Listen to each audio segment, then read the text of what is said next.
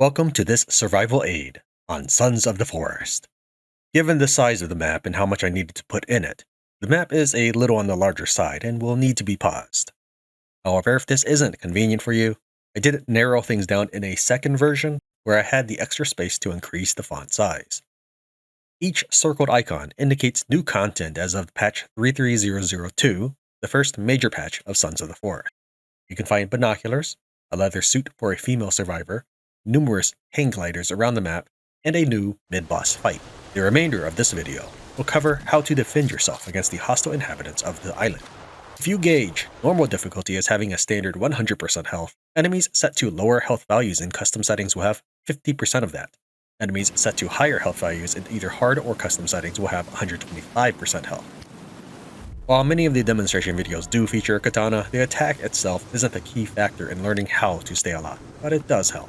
Depending on your starting location, the machete or modern axe will be the closest upgrade to your personal protection. Before we continue, I'd like to address shotgun usage. I have seen numerous content creators not know the difference between slugs and buckshot. A slug will consist of a single round and it can reach a good distance away. Buckshot is what gamers are used to, and 1 to 2 rounds can defeat most enemies on even the hardest setting. If you have trouble keeping track of all the enemy types, just remember this general rule: go for the legs.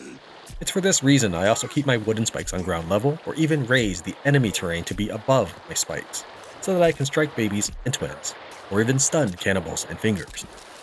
Depending on the weapon, you may do slightly less health damage hitting a limb. Other than one enemy, you will always do more damage hitting the head. If you hit a human from behind, your damage will increase. If that human is unaware of you, that will also increase your damage. There is no such advantage when fighting mutants. When using bladed weapons, go ahead and swing at the limbs. Severing a limb will automatically put that enemy out of combat. When using the crafted club, just aim at center mass and you'll likely knock the enemy down. Other than watching for limbs flying away, if an enemy drops his weapon, he is also defeated. Enemies who are cowering will return to battle once their courage returns.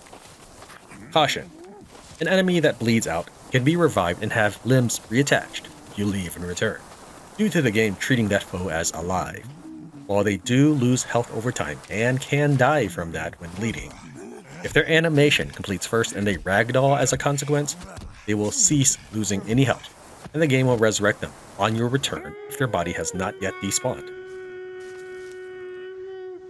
This is the first kind of mutant. While treated as blind in cavern, they do seem to have an easier time noticing you during daylight on the outside. One will howl when it detects you. From then on, even if you relocate silently to another position, the mutants will know where you are. These mutants dart around similarly to the crawling mudmen on the surface, and it can be hard to keep track of them. When any mutant is raising the alarm due to your presence, it is a good time to strike, as they can only be in one animation at a time and they will not abort their howl to attack you. Speaking of which, if your opponent is in the middle of an attack, you shouldn't try to stun him. This is most noticeable on the fingers, who will come up next. But as for these standard mutants, they can generally be avoided by strafing while crouching. This next enemy is called Fingers. It takes no extra damage, regardless of if you hit it in the mouth, the legs, or the lump that might be mistaken for a head. Just aim for the legs or center mass. While they do tremendous damage, they can be stunned for a lengthy amount of time with any hit to the leg. Being unbalanced, they have a fairly slow wind-up to attack.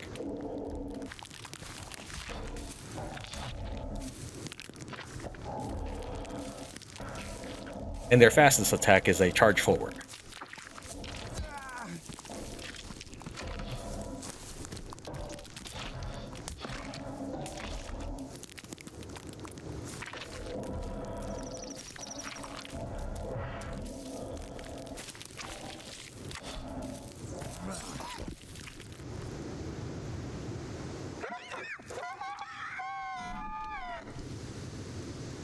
This creature, called Twins, can be managed similar to Fingers.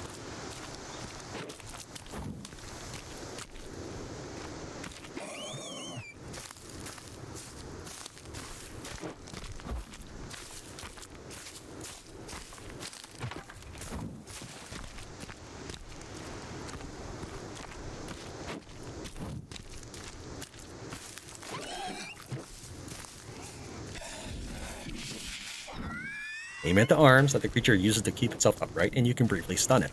While it does take extra damage to the head, Most horizontal melee swings will end up striking the shoulders and arms instead, so you might as well try for the inner arms like this.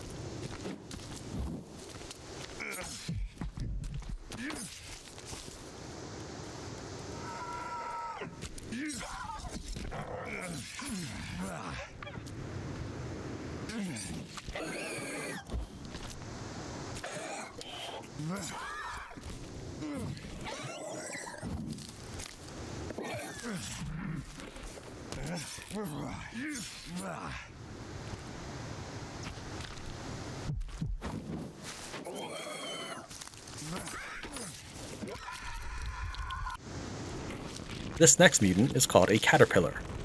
I assume this is a programming bug, but it clips through structures such as your wooden walls. It can still get murdered by wooden spikes though. Unlike the others, it doesn't have a noticeable cue when it detects you. Although it has two heads and can switch which side it is facing, due to being a computer program, it really has a front face and a rear side.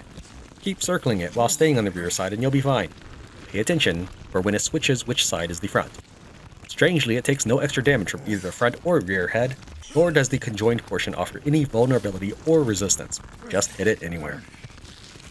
If you've been saving buckshot, this is a good target to use it on, as it has enough health not to let any damage go to waste. Wait until it's moving straight at you, and then fire once on low health settings, or twice on normal and hard. Thank you for making it to the end of the video, and I'll see you in the next one.